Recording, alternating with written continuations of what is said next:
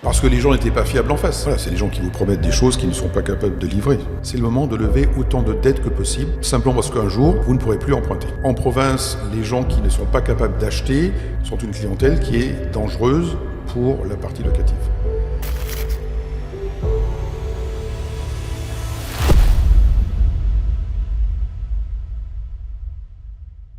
Bienvenue Christophe, bienvenue sur l'épisode de C'est pas trop tôt. Aujourd'hui on va parler de comment investir en France pour les expatriés. C'est vrai que c'est un peu les oubliés de l'investissement, en tout cas de la chaîne, on n'a pas beaucoup parlé d'eux. Donc très content de t'avoir. Déjà comment tu vas ? Je viens très bien, je suis en train de terminer mon tour européen de fin d'année. Super. Est-ce que tu peux commencer par présenter un petit peu qui tu es et pourquoi tu es pertinent pour parler des expatriés qui veulent investir en France ? Alors je suis expatrié depuis 30 ans. J'ai 63 ans et demi et depuis plus de 25 ans, j'investis dans l'immobilier. J'ai été expatrié dans plusieurs pays européens, j'ai travaillé dans les grandes entreprises internationales, j'ai eu la chance d'être licencié à plusieurs reprises et j'ai pu constater à quel point il était important de préparer sa retraite comme expatrié et c'est pour ça que j'ai choisi l'immobilier. Et à titre personnel, depuis 1991, j'ai fait à peu près une vingtaine de transactions personnelles et à peu près 300 professionnelles depuis 2006. Ok, donc on peut dire que tu es clairement pertinent pour parler du sujet. Je pense que ça va être super intéressant parce qu'en plus de parler comment investir dans l'immobilier en tant qu'expatrié, on va aussi parler, parce que c'est ton expérience, de comment préparer sa retraite, comment ça fonctionne. Absolument. Je pense que c'est quelque chose qui peut vraiment intéresser nos auditeurs. Donc on va commencer par un petit vrai-faux. Donc tu dois juste répondre par vrai ou par faux, sans explication. Et après on pourra revenir sur le sujet si tu en as envie. Alors c'est parti. L'immobilier est le meilleur moyen d'assurer sa retraite. Oui. Investir en France quand on est expatrié est un casse-tête. Non. Investir en France n'est plus intéressant financièrement. Faux. Les expatriés doivent plus planifier leur retraite que les autres. Absolument. Investir en France quand on habite à l'étranger est impossible. Non. La France est le meilleur pays pour investir dans l'immobilier. Sans doute. Quand on est expatrié, il faut investir dans des projets à haut rendement. Non, pas forcément. Je suis imposé en France quand j'investis en France dans l'immobilier. Vous êtes sujet à imposition qui peut être zéro. Je paye 0 impôt si je vis à Dubaï. Alors ça dépend où vous êtes, où sont vos produits immobiliers ou autres. Mais à Dubaï, localement, non, il n'y a pas d'impôt. Ok, génial. Bon, c'est sans faute, hein, t'as pas bégayé sur aucune des questions. Alors, on va commencer, je pense qu'on va un petit peu essayer de débroussailler le sujet. C'est, je suis expatrié, j'ai envie d'investir dans l'immobilier. Par où je commence Par exemple, comment je choisis ma géographie d'investissement ? Alors, il y a un certain nombre de critères qui sont eux-mêmes loin de l'immobilier. Le premier critère, c'est de savoir si le pays dans lequel on souhaite investir garantit tout simplement le droit de propriété. D'accord. Ça peut sembler évident en France, il y a des pays où ça ne l'est pas. Le deuxième point à regarder est la valeur de la devise ou l'évolution de la devise. Il y a des personnes qui ont investi à une époque, par exemple en Turquie, la livre turque ne vaut plus rien. Donc, même si l'investissement a bien fonctionné en Turquie, au niveau global, ce n'est pas le cas. Le troisième point, c'est la convertibilité de la monnaie. Il y a des pays où il est très facile d'envoyer de l'argent, mais où il est parfois très difficile de le ressortir. Donc c'est un problème réel quand vous voulez récupérer votre argent. Ensuite, on a sur des questions opérationnelles. Est-ce que vous comprenez le droit local ? Est-ce que vous comprenez la langue locale ? Est-ce que vous allez comprendre ce que vous signez ou pas ? Ça, c'est des points importants également. Ensuite, il y a toutes les problématiques opérationnelles de gestion. Vous avez peut-être un investissement à Bali qui semble super intéressant, mais s'il y a un problème, un litige, est-ce que vous êtes capable d'aller plaider ou vous défendre de manière facile et pas trop chère. Donc ça, c'est des points importants. Il y a des produits, des questions plus opérationnelles sur l'immobilier lui-même, qui est la transparence de la gestion locative. Par là, je veux dire, votre gestionnaire peut très bien louer votre bien au black, encaisser l'argent et vous dire « Ah, vous n'avez pas de chance, c'était vide ». Donc ça, c'est les points les plus importants. Quand on a sélectionné un pays où tous ces critères sont positifs, on peut commencer à s'occuper de l'immobilier lui-même. Est-ce que c'est une case ? Est-ce que c'est du haussmannien ? Est-ce que la réglementation locale vous permet de louer de manière simple et rentable ? Et c'est vraiment à ce moment-là, au 10e ou 12e critère, qu'on s'occupe vraiment de l'immobilier. Est-ce qu'on fait du co-living ? Est-ce qu'on fait du tourisme ? Est-ce qu'on fait du long terme ? Donc ça, c'est vraiment très en aval. Et quand on est français, on a tendance à revenir en Europe, voire en France, parce que tout simplement, on maîtrise tous ces éléments. Ouais, on sait que la propriété existe, on sait qu'il y a une devise qui est stable, et c'est donc pour cela que les expatriés ont tendance à revenir sur place. Les expatriés, ils investissent dans leur pays d'origine, en France pour les Français, ou dans le pays où ils sont résidents à un moment donné. D'accord ? Parce qu'ils sont sur place, ils comprennent l'environnement et ils ont le temps de faire leur investissement. Les gens qui investissent dans un pays tiers où ils n'ont jamais habité, c'est relativement rare. Ok, d'accord. Donc en effet, l'avantage d'investir en France, c'est vraiment, tu connais la devise, l'euro, donc plus facile pour les transferts d'argent, tu as ce fait de la propriété qui existe. C'est quoi les pays où il y a pas de propriété? Alors, il y a des pays où il y a une propriété qui est plus ou moins en force ou en anglais. Il y a des pays comme le Moyen-Orient où les choses ne sont pas forcément très claires. Il y a des pays comme la Grèce où le cadastre n'est pas vraiment très stable. Donc les étrangers qui achètent se retrouvent un jour avec un voisin qui dit qu'en fait le jardin appartient à lui et pas à vous. Donc ça c'est des petites anecdotes basiques. Mais il y a des pays, en Asie du Sud-Est par exemple, où il faut forcément avoir un local pour avoir un titre de propriété. À partir du moment où vous avez une personne qui a le droit de signature et qui est sur le papier en partie propriétaire, vous n'êtes pas forcément garanti de récupérer votre bien en toute quiétude. Ok, quand tu dis anecdote, ça t'est déjà arrivé ou ça arrivé à des connaissances de perdre la propriété d'un bien à l'étranger ? Oui, il y a des histoires assez claires sur notamment la Grèce. La Grèce avait un programme de Golden Visa pour inciter aux gens à investir dans l'immobilier sur place. C'est un programme qui n'a jamais été vendu parce qu'ils sont aperçus très rapidement que dès que vous aviez acheté quelque chose en Grèce, tous vos voisins constataient que, en fait, votre salle de bain, votre jardin ou votre garage leur appartenaient. Donc, des discussions très, très longues. Donc, les gens, en fait, n'ont jamais acheté ce programme. Donc, ça, c'est des choses vécues.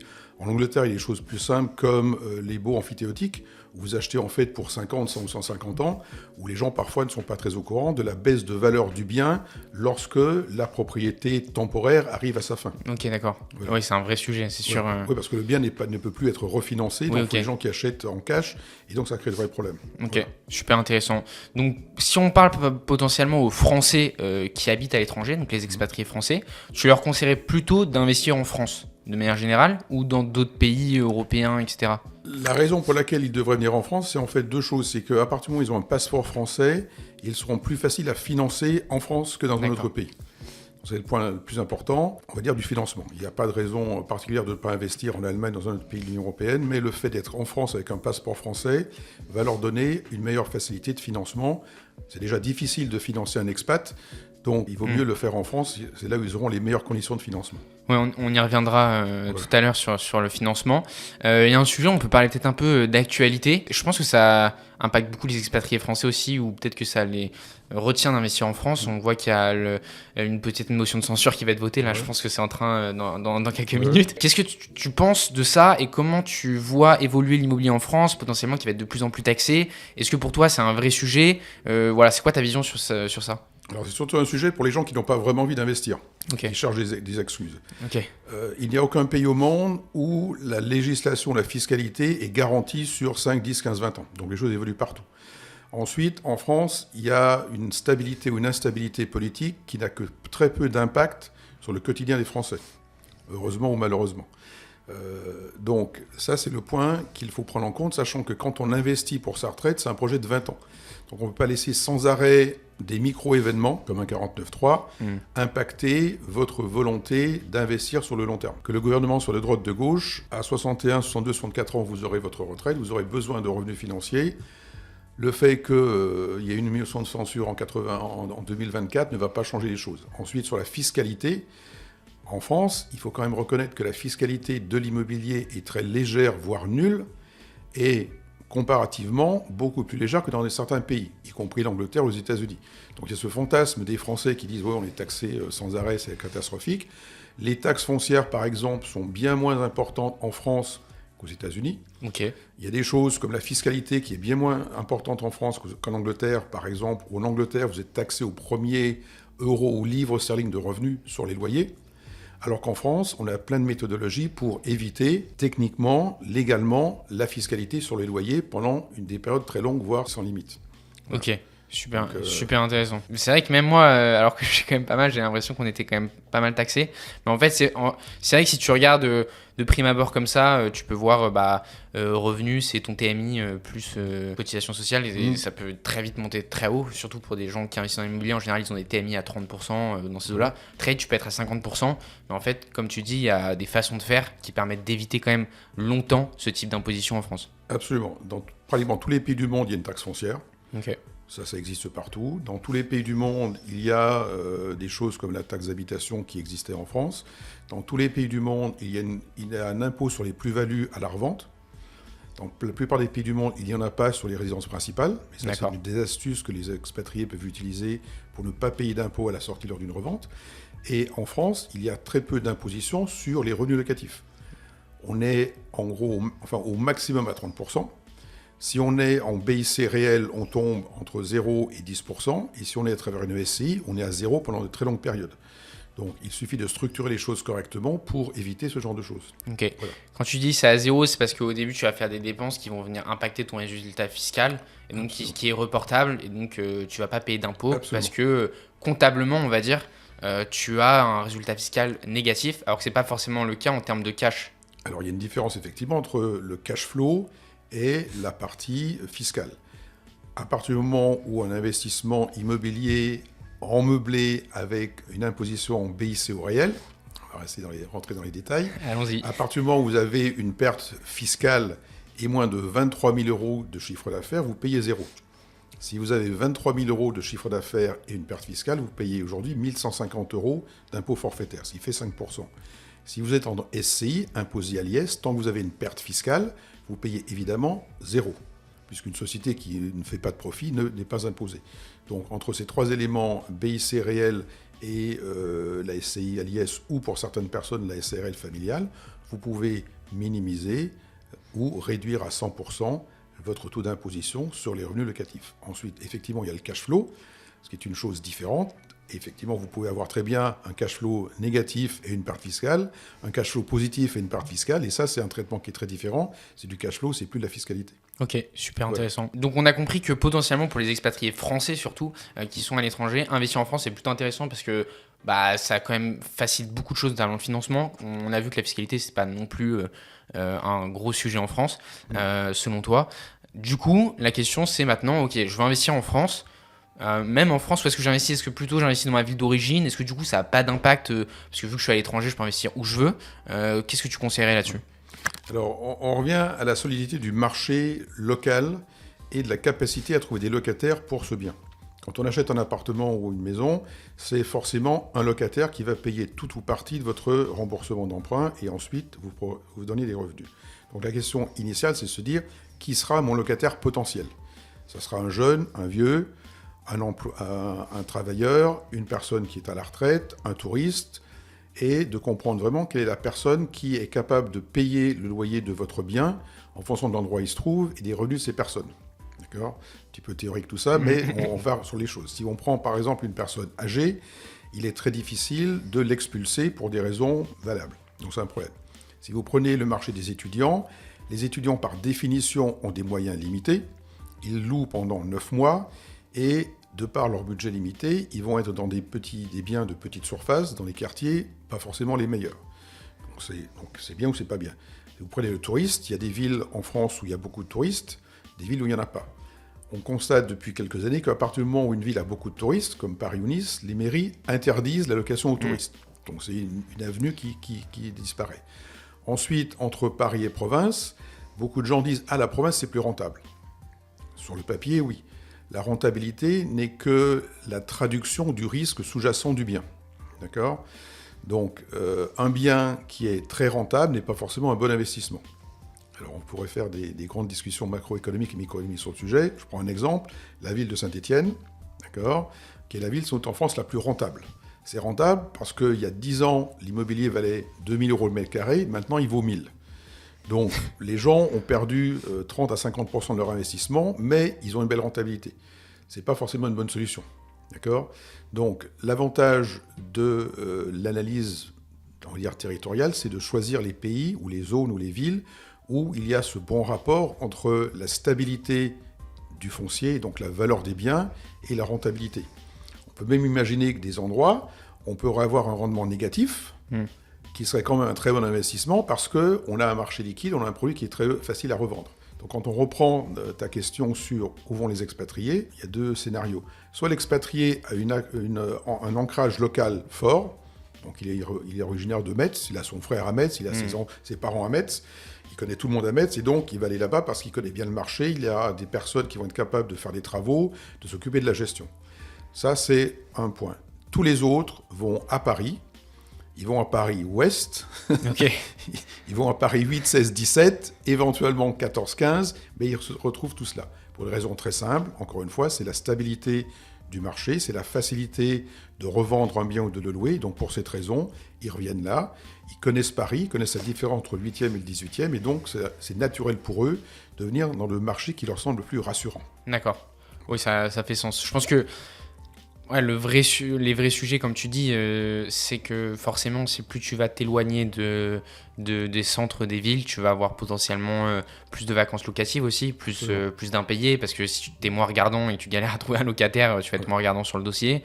Et la revente, tu peux attendre 3, 4, 5, 6, 7, 8 mois. Alors qu'à Paris, tu sais que ton appartement, si tu as besoin de le revendre, tu le vends au bout d'un mois, quoi. Enfin, facilement. Absolument. Il faut savoir qu'en province, un couple avec 2 SMIC est capable d'acheter une maison localement qui va coûter entre 150 et 200 000 euros. Le Crédit Mutuel va les financer à 100%. Ils vont mettre 107%, ils vont payer les frais d'agence et c'est tout. Okay. Donc en province, les gens qui ne sont pas capables d'acheter sont une clientèle qui est dangereuse pour la partie locative. D'accord, ok. Pour simplifier. J'ai jamais fait le... Ok, voilà. Tout à fait. Intéressant. Est-ce que pour toi, d'accord, j'ai trouvé maintenant la géographie, je me dis je vais trouver un bien, etc. Comment tu gères des recherches à distance? Est-ce qu'il y en a qui le font seuls? Est-ce que c'est possible d'être à l'étranger et en même temps de chercher un bien? Toi, comment t'as fait à titre personnel? À titre personnel, j'ai toujours eu des relais. Ok. Pour nous, chez Top Frogs, le meilleur client, c'est la personne qui a essayé de faire un investissement à distance sans partenaire. Okay. Parce qu'ils savent très bien à quel point c'est quelque chose d'insupportable. Donc la méthodologie qu'ils ont par défaut... C'est insupportable. Par défaut, absolument. Ce sont nos meilleurs clients. Donc les méthodologies par défaut, si on envoie madame à Paris pendant 2 semaines, avec mission de trouver un appartement en 2 semaines. Donc ça met la pression à tout le monde, c'est pas forcément le bon produit, c'est le modèle par défaut, ce qui est le modèle, évidemment, le mauvais modèle. Et encore, acheter, c'est la partie facile. Quand il s'agit ensuite de faire des travaux, d'aller chercher une machine à laver chez Darty, un lit chez Ikea, c'est encore plus difficile. Et ensuite, la partie locative redevient parfois plus facile si on a trouvé le bon partenaire. Mais encore une fois, tout ce que l'on peut gérer, tout ce que l'on doit gérer à distance, sans partenaire fiable et expérimenté, tourne à une très grande difficulté. D'accord, donc toi, tu avais toujours des partenaires sur place qui s'occupaient de la partie recherche, travaux, ameublement. J'ai travaillé avec MyFlat depuis 2001, j'ai acheté 10 appartements avec eux, et c'est eux qui m'ont montré à quel point le fait d'avoir un partenaire fiable était critique. Est-ce que toi, tu avais essayé tout seul au début ou pas? J'ai jamais essayé tout seul. Ok, direct, tu t'es dit, c'est pas fait. C'est pas la bonne idée. Non, j'ai fait 2 opérations relativement indépendantes qui ont été des échecs. Ok, d'accord. Voilà, donc on finit par... Échec à quel niveau t'as... Parce que les gens n'étaient pas fiables en face. Voilà, c'est les gens qui vous promettent des choses qu'ils ne sont pas capables de livrer. Ok. Et t'as aussi des clients qui t'ont raconté des histoires d'avoir essayé des choses et qui ont pas marché. Absolument, ça arrive tous les jours. Il y a des gens qui ont des expériences avec des supposés PropTech où ils ont acheté des choses, les travaux n'ont pas été faits, ils ont été dans des villes, je sais pas, Beauvais, Amiens, où ils n'ont jamais trouvé de locataire avec les montants prévus. Donc le fait de se retrouver avec des partenaires peu fiables, c'est un élément de la vie.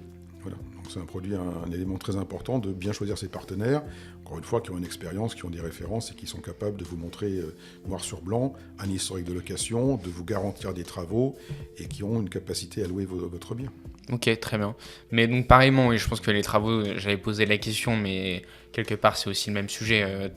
Gérer des travaux à distance, pour toi, c'est quasiment mission impossible si tu n'as pas de relais sur place. C'est absolument impossible et c'est dangereux. Absolument. Ok, dangereux en termes de financier. En termes financiers, parce que les choses n'avancent pas, parce qu'on va potentiellement abîmer le bien qu'on a acheté, donc c'est quelque chose de très difficile. Ok. Donc toi, par exemple, tu accompagnes des expatriés. Est-ce que tu peux nous donner des exemples de projets que tu réalises pour eux et ce que tu fais pour eux? Alors, on a réalisé près de 260 projets, avec un modèle qui est très clair et très peu flexible. On ne loue nos appartements qu'à des entreprises, donc on appelle ça du corporate rental. On loue des entreprises pas par plaisir, mais parce que c'est le segment de marché qui est le plus rentable. Comme je dis tout à l'heure, à Paris, la location touristique est globalement illégale et la location aux particuliers était encadrée et peut le redevenir rapidement.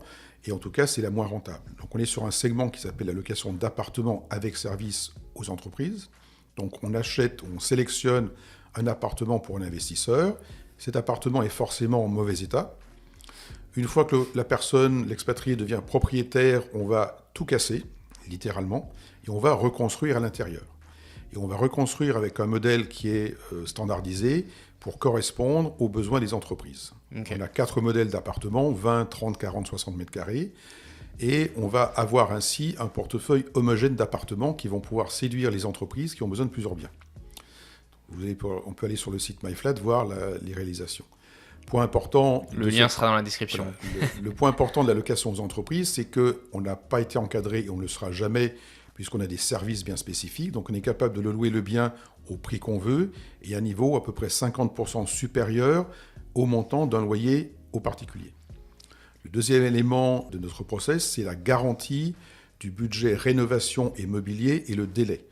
On rénove un appartement en 3 mois pour les petits et 4 mois pour les grands. Donc on s'engage par contrat sur un montant de rénovation, un montant de mobilier et un délai de rénovation, ce qui permet aux clients de savoir où il va en termes de budget et de délai pour savoir quand le premier loyer sera proposé. Okay. On a également l'avantage par ce biais de pouvoir financer tout ou partie des travaux auprès d'une banque puisqu'on a un devis ferme et définitif. C'est un point très important. Un autre élément très important pour l'expatrié, c'est que la location aux entreprises se fait sur la base d'un bail mobilité, donc de 1 mois à 10 mois, avec un séjour moyen de 4 mois. Donc l'expatrié peut récupérer son bien de manière relativement rapide, et je parle de semaines, 2-3 mois au maximum, plutôt que des années, pour les cas où il a besoin de revenir en France. Alors on a eu les cas tsunami, on a eu les cas Covid, on a eu les cas coup d'État. On a des cas beaucoup plus calmes qui sont le retour en France de la personne qui veut récupérer son bien pour l'occuper. Et on a très souvent la demande d'expatriés pour récupérer l'appartement afin d'héberger leurs enfants pendant les études. Donc dans notre modèle MyFlat Top Frogs, on est capable de redonner un bien au propriétaire pendant 1 an, 2 ans, 3 ans. On s'occupe, on va dire, de la gestion pratique. Donc s'il y a une fuite d'eau, on envoie quelqu'un de chez nous pour s'en occuper. Et donc là, l'enfant peut être hébergé dans l'appartement de ses parents. Et lorsque l'enfant termine ses études, on remet l'appartement en gestion locative et ça repart pour un tour supplémentaire. Donc voilà un petit peu le package. Des loyers non encadrés, un processus de restructuration avec des prix et des délais garantis et une flexibilité locative. Donc si on prend notre modèle, on est globalement 50% plus rentable que la location aux particuliers. Voilà. Pas mal. Tu disais, oui, tu prends un appartement et tu casses tout à l'intérieur. Pourquoi ? Parce qu'à chaque fois, il n'y a rien à récupérer dedans ou c'est parce que vous avez standardisé le processus ? C'est quoi l'intérêt à chaque fois de tout casser ? À chaque fois, il n'y a rien de récupérable ? Absolument. On casse absolument tout, on gratte les murs autant qu'on peut. Ça permet de libérer de l'espace et ça permet surtout de repartir sur une base saine en termes d'aménagement de l'appartement. Ok. Vous avez un architecte d'intérieur qui... On a un architecte qui nous a fait 250, 260 transactions. Donc c'est vraiment l'objectif. On casse tout, on vide. Et une fois que tout est vidé, l'équipe va physiquement sur place et commence à faire le plan. D'accord. Donc on a un cahier des charges très clair, la cuisine, une salle de bain, il y a un certain nombre de choses qui doivent rentrer dans l'appartement. Et c'est sur place qu'on va faire le plan en fonction de ce que l'on regarde autour de soi. D'accord. Donc c'est fait vraiment sur place, en temps réel. Et comme je l'ai dit, l'avantage, c'est de pouvoir optimiser l'appartement, d'avoir un portefeuille qui est homogène pour les locataires, et surtout en termes de relations, ça évite au bout de 3 ans, 4 ans, 5 ans d'aller voir le client, d'essayer, comme on dit en français, de le retaper pour 5 000 ou 10 000 euros parce qu'on n'a pas fait les choses correctement. D'accord. Donc on a un gros budget au début qui est dépensé, investi. On n'a pas besoin de revenir vers l'investisseur pendant 7, 8, 9, 10 ans pour refaire des travaux. Donc ça fait une relation qui est très simple, qui est très claire, qui est très transparente et qui est la base de la satisfaction du client. Ok. Et justement, j'aimerais te poser une question sur l'arbitrage, parce que ça fait quand même depuis 2006 que tu as la société, donc ça fait beaucoup, ça fait déjà pas mal d'années. Donc tu as pu voir aussi des biens et de l'exploitation sur le long terme. Tu disais au début, notamment sur la fiscalité, que pendant plusieurs années, tu payais pas d'impôts par des systèmes que tu nous as expliqués. et aussi que du coup, tu n'as pas besoin de refaire des travaux pendant 9-10 ans. Donc en fait, ça se corrobore un peu. Est-ce qu'au bout de 10 ans, le mieux c'est de vendre le bien et de faire un autre projet? Qu'est-ce que tu conseilles à des expatriés qui ont potentiellement des biens depuis 10 ans en location meublée au réel et voilà, qui vont peut-être commencer à payer des impôts, qui vont peut-être commencer à devoir faire des travaux? Qu'est-ce qu'il faut faire? Absolument. Alors, petit retour en arrière, à titre personnel, donc j'avais acheté 10 appartements avec MyFlat, il m'en reste toujours 7 après un divorce.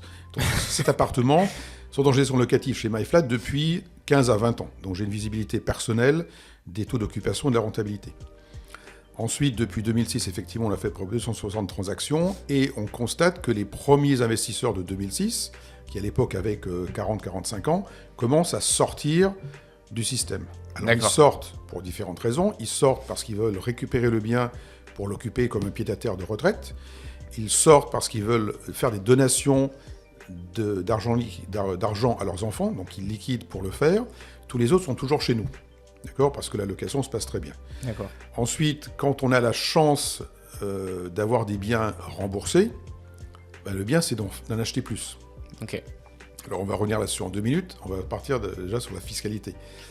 Quand on a un bien meublé en régime du BIC au réel, on amortit les travaux sur 7 ans. Ok. D'accord, donc au bout de 7 ans, on a épuisé cette source de dépenses. D'où l'avantage peut-être aussi de faire beaucoup de travaux. Exactement, donc les travaux, ça permet d'avoir beaucoup de défiscalisation. Donc au bout de 7, 8, 9, 10 ans, l'appartement sera effectivement sur le point d'avoir un rafraîchissement entre 500 et 800 euros le mètre carré. Ok. À partir du moment où il n'y a plus de déficit fiscal, on peut s'interroger. Mais il faut quand même savoir qu'après les 7 ans de travaux, il y a 20 ans d'intérêt d'emprunt, que l'on continue de défiscaliser ou de déduire, et il y a 40 ans d'amortissement du bien. Okay. Donc on a encore des choses qui vont sortir. La chose la plus intéressante à faire, c'est d'acheter un deuxième bien qui va permettre de recréer du déficit. Ok. Donc si les gens ont les moyens, le mieux c'est pas de revendre, mais c'est de racheter un nouveau bien pour recréer un déficit et garder son bien premier. Ça c'est l'idéal. On comprend que les gens ont besoin de faire des donations, qu'ils ont envie de partir habiter ailleurs, donc ça c'est un choix personnel. Mais en termes purement capitalistiques, le mieux c'est de racheter et d'essayer de vendre des revenus plutôt que du capital. Ok. Voilà.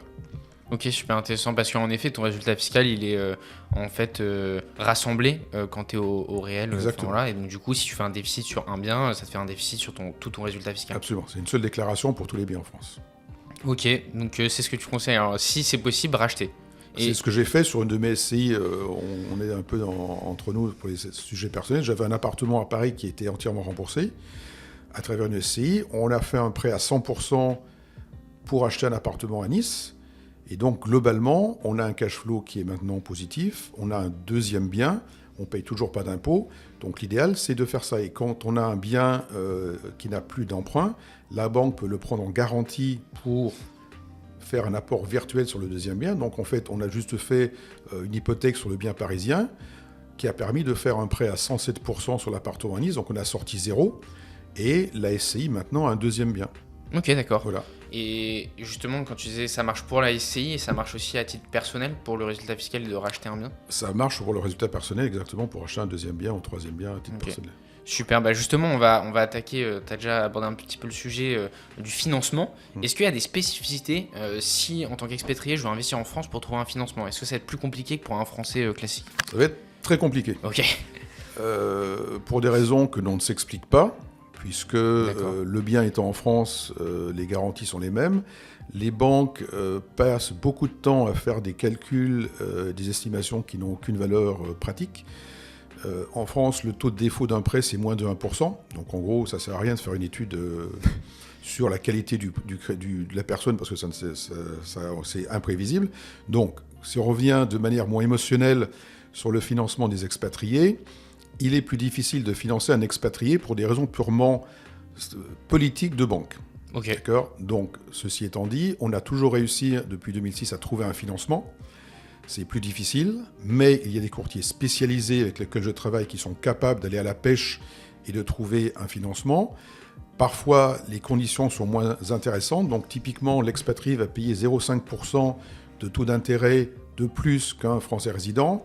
Et parfois, on va lui demander un peu plus d'apport, donc 15-20% pour monter le prêt. On est capable, cependant, de financer des résidents en Europe donc Union européenne entre 85 et 100%.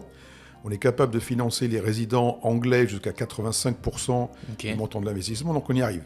Par contre, si vous êtes dans un pays que les banquiers considèrent comme folklorique, on va dire le Thaïlande, le Vietnam, etc., c'est très difficile.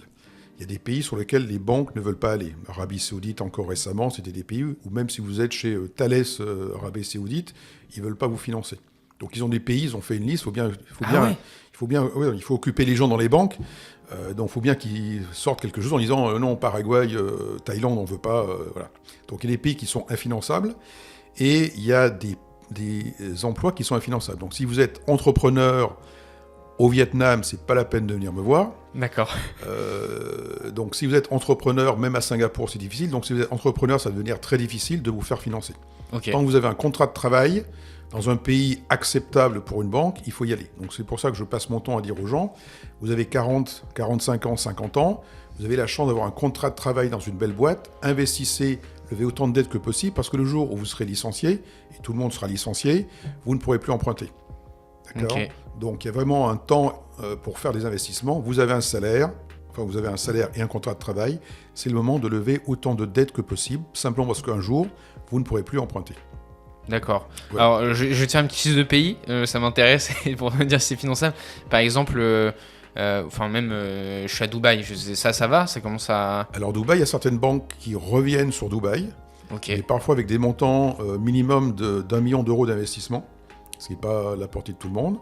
Dubaï, c'est parfois gris, c'est parfois noir léger, c'est parfois blanc nacré. D'accord. Donc ça fait des allers-retours suivant les trimestres, suivant les réglementations. Donc, voilà. Et États-Unis, Canada, ça se fait bien ? Alors Canada, oui, États-Unis, plus difficile.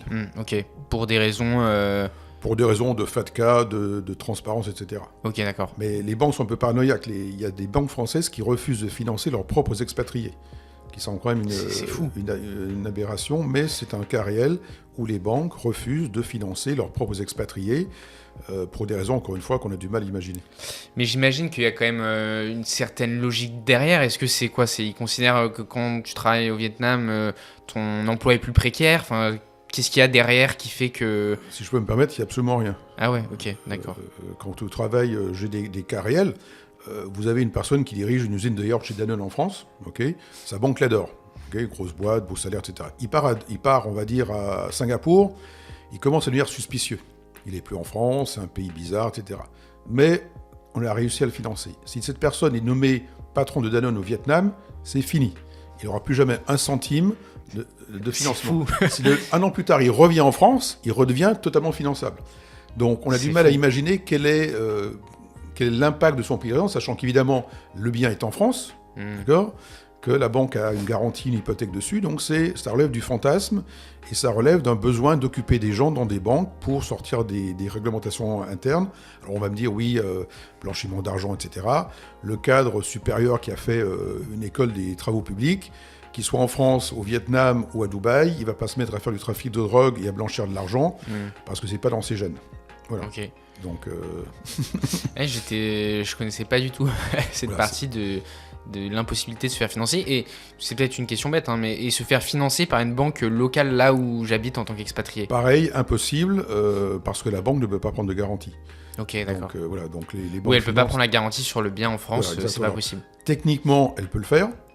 Juridiquement, elle peut le faire, mais une banque de Singapour n'a aucune compétence pour faire des poursuites, saisie de biens immobiliers en France. Donc, pour des questions de technique, la seule option de financement dit cross-border, c'est si vous avez des revenus et un patrimoine important, et les banques suisses ou luxembourgeoises peuvent financer à travers la frontière si vous déposez généralement au minimum de 1 million d'euros. Okay. Là, ils vont vous faire un financement cross-border à des conditions soit françaises, soit luxembourgeoises, soit suisses.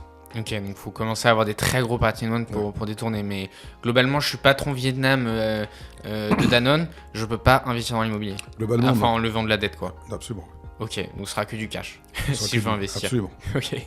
Et est-ce que pour toi, justement, c'est une question, est-ce que ça est pertinent pour toi de venir te voir, je sais pas, j'ai 300 000 euros ou 400 000 euros en cash que j'ai mis de côté, est-ce que c'est pertinent de le mettre dans l'immobilier ou pour toi, il faudrait mieux diversifier Alors c'est très pertinent parce que ça va permettre à la personne un jour plus tard, quand il aura changé de pays, de pouvoir faire un investissement. Ok, super. Écoute, je pense qu'on a fait le tour sur le financement globalement. Ouais. Et puis voilà, tu as des courtiers. En fait, tu peux pas non plus faire de miracle parce que j'allais te poser la question, est-ce que tu peux optimiser ton financement? Est-ce qu'il y a des petites choses à faire? Imaginons, tu es quand même dans un pays européen, etc.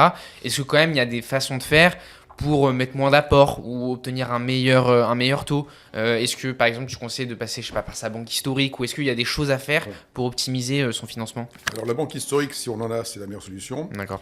Ensuite, c'est la banque des parents ou des frères et sœurs, qui sont parfois plus ouvertes. Et puis ensuite, c'est de ne pas négocier ce qu'on appelle les frais de dossier. Ok. D'accord? Puisque dans une banque, le personnel est rémunéré ou motivé par les frais de dossier, mais pas par les taux d'intérêt. Donc le taux d'intérêt, on peut essayer de négocier. Il ne faut pas négocier la commission qui va revenir au conseiller que l'on a en face. D'accord, super intéressant. Sur le sujet maintenant de la fiscalité, je pense que c'est quelque chose où les gens se posent beaucoup la question. Donc voilà, le jour où je suis fiscalisé, parce que justement tu disais que tu pouvais ne pas payer de fiscalité, le jour où je suis fiscalisé, qu'est-ce qui se passe? Est-ce qu'il y a des choses qui diffèrent d'un résident français? Alors la fiscalité est la même que l'on soit résident ou pas. D'accord. La différence, c'est dans le traitement futur, ou en tout cas le traitement des sommes positives. Donc je m'explique.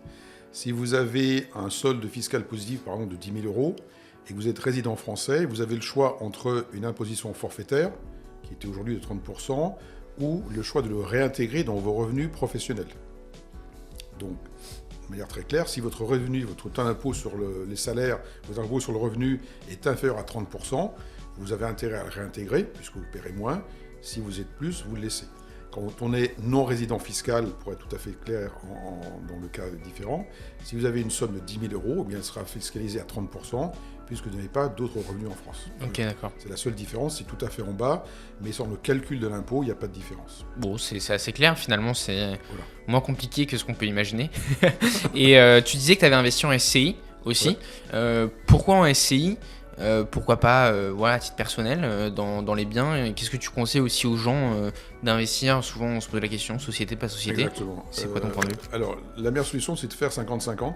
Ok. Puisque l'on n'a pas de visibilité à 20 ou 30 ans de ce qui va se passer. Donc l'avantage de la SCI, c'est que l'on est capable d'acheter un bien avec une société qui a un capital, qui permet d'avoir une fiscalité d'entreprise pure et dure, et donc tant qu'il y a une perte fiscale, il n'y a pas d'impôt. Comme je l'ai dit tout à l'heure, si vous êtes en propriété personnelle et que vous avez un solde fiscal négatif, mais un résultat supérieur à 23 000 euros, vous allez payer 1 150 euros. Okay. En SCI, tant qu'il y a une perte fiscale, il n'y a aucune imposition. Donc c'est le point le plus important. Ensuite, c'est parfois plus facile de refinancer, donc de faire un deuxième ou troisième prêt, puisque c'est généralement le bilan de la société qui va influencer sur le choix ou l'octroi d'un crédit plutôt que votre fiscalité personnelle. D'accord. Ensuite, il y a un certain nombre d'optimisation ou de choix de choses qui peuvent être plus intéressantes pour passer en SCI que par un choix personnel. Ça dépend par exemple des pays. En Angleterre, si vous avez des revenus locatifs en France, le fisc anglais considère que vous devez déclarer le loyer plutôt que le résultat fiscal. Okay. Donc c'est-à-dire que si vous avez des revenus en France, vous allez devoir les ajouter à vos revenus salariaux en Angleterre. Si vous êtes par exemple à 45% d'impôts en Angleterre sur vos revenus, vous allez payer 45% sur la totalité de vos loyers en France, même si pour la France, il y a une perte fiscale. Donc on divise la rentabilité par 2. Donc si vous êtes dans des pays comme États-Unis ou Angleterre notamment, il est conseillé de faire une SCI de manière à éviter de payer 30, 40, 50% d'impôts sur vos loyers français. Voilà. Ok. Et toi, justement, comment tu as géré, parce que tu disais que tu avais 10 biens, est-ce que c'est comme ça que tu as pu en acheter 10? Parce que j'imagine que ça a dépassé le taux de 35% d'endettement classique. C'est comme ça que tu as pu dépasser ça? En partie, oui, absolument. Okay, d'accord. En partie, exactement. Et c'est quoi l'autre partie? C'est le fait qu'en France, il n'y a pas de base de données d'encours de crédit positif. Donc, vous pouvez aller voir une banque, lui promettre que vous n'avez absolument rien en France, et ils sont incapables de savoir si c'est la vérité ou pas. Ah ouais? Voilà. Ok, c'est Et tu recommanderais de faire ça, ou c'est plutôt à ne pas reproduire chez soi? Je recommande aux gens de faire ça, parce que c'est la seule manière pour eux de faire un effet de levier maximum. Ok, d'accord. Alors, il y a les gens qui ont des remords et qui disent « Ah, je ne veux pas faire ça », donc je leur conseille de faire 5 montages en même temps. Comme ça, ils ne mentent pas, puisque au moment où ils font leurs 5 dossiers, ils n'ont effectivement pas d'immobilier. Voilà, ça c'est plutôt pour le folklore. D'accord. Donc c'est la meilleure façon. C'est la meilleure façon de faire les choses, absolument. Ok. Pour toi, l'immobilier, c'est la meilleure façon de préparer sa retraite. On parlait de la retraite justement. Ou est-ce que, je sais pas, la bourse, ça peut être intéressant. Est-ce qu'il faut mieux diversifier que tout mettre en immobilier? Parce que voilà, est-ce que par exemple, tu vois, mettre tout son argent ou tous ses biens à Paris, c'est pas justement être trop concentré à un seul et même endroit? Alors, si on revient sur les retraites, j'ai l'âge de demander mes retraites. Donc, pour vous donner une idée, mes 10 premières années de carrière en France, donc de la prépa jusqu'à mes 30 ans, j'ai travaillé dans des bonnes boîtes à l'époque et je touche 15,26 € de retraite de la France pour 10 ans de cotisation. En Allemagne, j'ai travaillé 10 ans avec un salaire qui était à l'époque assez confortable. Je vais toucher 487,50 € à partir de mes 67 ans et demi. D'accord ? Et j'ai travaillé en Angleterre 5 ans seulement, et ma retraite d'entreprise, donc pas la retraite nationale ou d'assurance sécu, mais la retraite de l'entreprise, me rapporte 700 € par mois depuis mes 60 ans. D'accord. Donc on voit déjà tout de suite l'impact entre une retraite d'État qui est absolument pas gérée ou par répartition, et une retraite d'entreprise, c'était British Telecom à l'époque, qui est investie en bourse. Donc clairement, si vous avez une entreprise qui vous fait une retraite, c'est très bien. Alors ensuite, comment arbitrer entre l'immobilier et les produits financiers? Le meilleur arbitrage, c'est 50-50. Ok. Parce qu'on ne sait pas ce qui va se passer. L'avantage intrinsèque de l'immobilier, c'est qu'on peut financer, dans la majorité des cas, à 50, 60, 70, 80%. Donc vous êtes capable, avec une somme beaucoup plus petite, d'acheter un bien important qui va vous permettre de rembourser plus tard. Donc très clairement, l'immobilier pour la retraite a cet élément important qui est le financement. Ok. Donc ça, c'est le point important. Tant que vous pouvez emprunter, par tous les moyens possibles, emprunter. Ok. D'accord ? Ça, c'est le point important. L'immobilier, par rapport aux produits financiers, a l'avantage de protéger efficacement contre l'inflation. Donc c'est un point très important. Il y a une chose basique, c'est qu'on peut l'habiter. Donc si vous vous retrouvez au chômage, si vous rentrez en France sans emploi et incapable de louer un bien, vous pouvez toujours habiter chez vous. Vous pouvez héberger vos enfants et avoir un pied-à-terre. Donc l'avantage de l'immobilier, c'est qu'on peut y habiter dans les coups durs ou quand on a besoin. Et le dernier point aussi important, c'est la sérénité de l'investissement. Les gens qui investissent en bourse, ils se lèvent le matin, Tokyo a perdu 5%, l'après-midi, New York a gagné 10%. C'est un roller coaster continuel et les gens parfois sont un peu stressés. L'avantage de l'immobilier, c'est que vous avez acheté un bien, vous remboursez sur 20 ans, personne ne vous dit le matin « Ah, Paris a pris 12 » ou « Paris a perdu 5 ». Donc c'est un produit qui est paisible pour toute personne qui veut faire l'investissement. Alors quand on regarde nos statistiques, 50% des expatriés ne font que de l'immobilier. D'accord. 75% font de l'immobilier également et 25% font que du financier. Donc la bonne méthode, vu mon âge avancé, c'est de faire les deux. Ok. Dans la mesure du possible. Le conseil, c'est tant que vous pouvez lever de la dette, levez-en. C'est de l'argent qui, 20 ans plus tard, vous appartiendra et qui donc vous sera transféré gratuitement. Ok. Tu disais, quand ton entreprise te fait une retraite, c'est bien, c'est-à-dire une entreprise te fait une retraite, elle cotise pour toi? Alors il y a les entreprises, je crois que ça existe en France, c'est des retraites complémentaires d'entreprises, mais il y a des pays comme l'Angleterre, aux États-Unis, alors en Angleterre, c'est une retraite d'entreprise. C'est l'entreprise qui gère l'argent comme un fonds de placement. Aux États-Unis, il y a le 401k, qui est une chose un petit peu différente. Vous pouvez mettre de l'argent sur ce support, mais c'est vous qui décidez de l'investissement. C'est vous qui pouvez faire des bonnes choses ou des mauvaises choses. En Angleterre, c'est les entreprises ont des fonds de gestion qui sont gérés par des spécialistes et dans lesquels ils vont investir l'argent des cotisations des employés. Voilà. Ok. Super. Et est-ce que tu peux donner un exemple, par exemple, de ce que ça représente, je sais pas, on va dire, quelqu'un qui gagne très bien sa vie, on va dire entre 7-10 000 € par mois, qui va commencer à investir à 35-40, quand il va partir à la retraite vers 63, 64, etc., qu'est-ce qu'il peut espérer avoir comme revenu complémentaire grâce à l'immobilier? À Paris, un studio va lui rapporter 1 000 € par mois, un 2 pièces, 1 500, un appartement familial entre 2 000 et 2 500 € par mois. Et il peut faire combien de projets, à peu près, selon toi? Alors ça va dépendre de sa capacité d'endettement et de faire un apport. Une personne qui gagne 10 000 € par mois va pouvoir faire un studio tous les 5 ans. Un studio tous les 5 ans, c'est à peu près le... Exactement. Ok, donc si tu as 20 ans, tu peux faire 4 studios et avoir un complément de revenu de 4 000 euros sans prendre en compte l'inflation. Mais donc l'inflation va augmenter un peu les loyers, etc. Mais globalement, c'est ça. Les loyers vont rester en ligne avec leur valeur de pouvoir d'achat, donc c'est un petit peu ça. Pour faire un studio à Paris, il faut quand même mettre 80 000 euros d'apport. Ok, aujourd'hui c'est 80 000 euros d'apport. Et si tu as un peu moins d'apport, est-ce que tu peux quand même accompagner des personnes qui ont 30, 40 000 euros ou ça devient un peu tendu? Alors, si elles choisissent d'investir en province, on peut faire des choses. J'ai parfois des projets à Nice ou Cannes qui sont des tickets à partir de 150-200 000 euros, D'accord. avec des très belles rentabilités.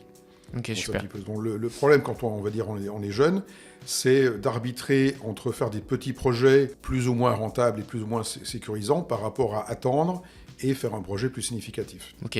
Et tu as eu l'exemple de jeunes, 25 ans, qui ont leur premier job, qui ont quand même un peu d'apport et qui sont venus te voir et qui vont, selon toi, réussir à faire comme toi, 15.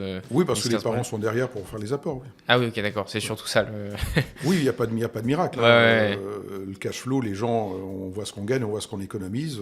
Les calculs sont très simples à faire. Oui, pour arriver à 80 000, ça met Voilà, du temps. donc un jeune diplômé essaie quoi, je sais, ça gagne même pas 50 000 euros. Donc si on est célibataire, qu'on enlève les charges, le loyer, etc., il ne reste pas beaucoup en fin de mois pour investir. Donc si les parents ne sont pas là pour faire des donations, c'est très difficile. Avant 30 ou 35 ans, c'est très difficile d'avoir 100 000 euros d'économie à 30 ans. Ça fait 15 000 euros par an ou 20 000 euros par an. Il faut gagner 60 à 80 000 pour les sortir. Donc voilà. Oui, c'est une vraie minorité. Voilà, c'est une minorité. Donc les parents sont là pour avancer, faire des donations. Ok. Et aujourd'hui, c'est quoi le profil type que tu accompagnes? À peu près l'âge, le poste Alors historiquement, c'est 40 à 45 ans. D'accord. Des personnes qui gagnent plutôt entre 300 et 500. Ok, donc on est au-dessus de 10 000. On est très largement au-dessus de 10 000. Cette année, depuis le 12-18 mois, ma clientèle a plus de 50 ans. D'accord. Ce sont des gens qui gagnent entre 500 000 et 3 millions d'euros. Ok. Et qui profitent de la supposée crise de l'immobilier pour se faire plaisir sur de très beaux biens. Oui, parce que ça, c'est intéressant. C'est que eux qui sont là-bas, ils se disent, ok, il y a une crise, ils profitent pour acheter en France. Absolument. Et ils ne cherchent pas pour essayer de négocier des prix, ils veulent de très beaux produits. Parce qu'un beau produit aujourd'hui, ce sera toujours un beau produit demain. Donc ils en profitent du marché un petit peu attentiste pour dire, voilà, on est Parc Monceau, on est Trocadéro, je me prends un ticket à 500, 700, 800 000 euros. Parce que c'est un beau produit qui sera toujours beau. Et depuis un an, les gens traditionnels 40-45 ont un petit peu d'hésitation, bêtement, dirons-nous, et donc ils sont un petit peu moins là, mais sinon c'est le 40-45 ans, la personne qui a fait ses calculs après 20 ans de carrière, qui a fait ses calculs de retraite, qui se dit « Ah oui, effectivement », qui prend les choses en main, il se dit « Ben voilà, j'ai 40 plus 20, ça fait 60, donc si j'investis entre 40 et 45 ans, entre 60 et 65 ans, mon bien sera remboursé, je pourrai profiter des loyers entièrement, et donc c'est le moment où il y a. Donc typiquement c'est 40-45, mais c'est plutôt des gens qui gagnent entre 300 et 500 000. Ok, ouais. Voilà. Forcément, pour comme tu disais, la capacité d'emprunt, voilà. Exactement. L'apport, il n'y a pas trop le choix. Exactement. Ok. Et non, bah écoute, c'est intéressant, et même quand tu as plus de 50 ans, on va dire, ça reste pertinent, parce que ceux qui investissent à plus de 50 ans, est-ce que du coup c'est plus un sujet de j'investis pour plus tard, etc., pour ma retraite, ou parce qu'ils ont quand même des salaires assez conséquents, ou est-ce que c'est vraiment plus une opportunité de dire ah bah c'est pas cher, j'achète et je revendrai plus cher, plus de l'achat-revente? Les gens investissent pour leurs enfants. D'accord. Donc la personne qui a 4 enfants va essayer d'acheter 4 appartements.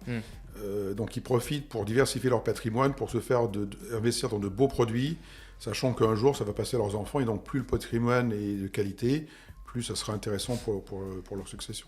Ok, voilà. Super. Bah écoute, merci beaucoup. Est-ce que tu as un dernier conseil pour les expatriés qui veulent préparer leur retraite? Le conseil, c'est n'attendez pas demain, parce que un emprunt, c'est 20 ans. Donc plus vous le faites rapidement, mieux ce sera. Les retraites sont de moins en moins importantes dans les pays comme la France, l'Allemagne ou autres. Les carrières sont toujours un petit peu cassées à partir de 50 ans. Donc il faut savoir que si vous avez vous êtes cadre sup entre 50 et 65 ans, vous serez au chômage entre 25 et 50% du temps. Et ce sera trop tard pour investir. Et ensuite, vous allez travailler le plus longtemps possible. Enfin, il va falloir travailler plus longtemps maintenant. L'Allemagne, c'est 67 ans et demi. Il y a des pays qui regardent des retraites à 68, 69, voire 70 ans. Donc si vous voulez partir avant, eh ben, il faut avoir les moyens. Donc plus vous aurez investi rapidement, mieux ce sera. Ok, merci beaucoup Voilà. pour ce mot de la fin. Si jamais il y a des personnes qui ont le profil d'être accompagnées par les services de Top Rocks, déjà félicitations pour votre salaire. Et puis vous pouvez directement aller dans la description, il y aura le lien pour prendre rendez-vous avec toi, potentiellement pour faire un projet. Donc voilà, et puis il y a un lien dans la Discord aussi qui est une communauté. Donc si les personnes veulent poser des questions, ou même te poser des questions, on transmettra. Ça sera avec plaisir. Donc voilà, en tout cas, merci beaucoup C'est moi, merci. d'être venu et je pense que c'est beaucoup de valeur pour les personnes qui sont potentiellement expatriées et qui se demandent comment faire. Donc un grand merci. Je t'en prie. À plus, Merci Christophe. vous. Au revoir.